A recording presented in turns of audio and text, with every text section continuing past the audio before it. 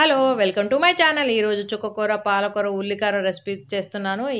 First ఒక mixie bowl తీసుకొని అందులో వెల్లిపాయలు, ఉల్లిపాయలు, పసుపు, ఉప్పు, కారం ఏసి మనం మిక్సీ మెత్తగా పట్టుకొని గ్రేవీలా చేసుకొని పెట్టుకోవాలి.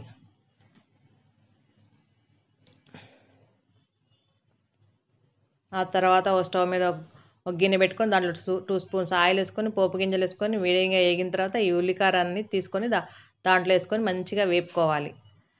2 మినిట్స్ వేగిన తర్వాత మనం ముందుగానే కట్ చేసి పెట్టుకున్న ఈ చుక్కకూర, పాలకూరని వేసి మంచిగా కలుపుకోవాలి. ఇది మంచిగా కలుపుకున్న తర్వాత 2 మినిట్స్ మనం మూత పెట్టి ఉంచాలి.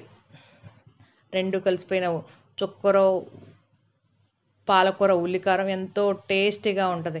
పుల్ల పుల్లగా, కారం కారంగా చాలా టేస్టీగా ఉండే చుక్కకూర, పాలకూర కూర సిద్ధం. ఆ తర్వాత ఒక ప్లేట్ తీసుకొని దాంట్లో వేడి వేడి రైస్ పెట్టుకొని ఈ ఉల్లికారం వేసుకొని, నెయ్యి వేసుకొని తింటే చాలా టేస్టీగా ఉంటుంది. పుల్లగా, కారం కారంగా చాలా టేస్టీగా ఉండే కూర చుక్కకూర, పాలకూర, ఉల్లికారం.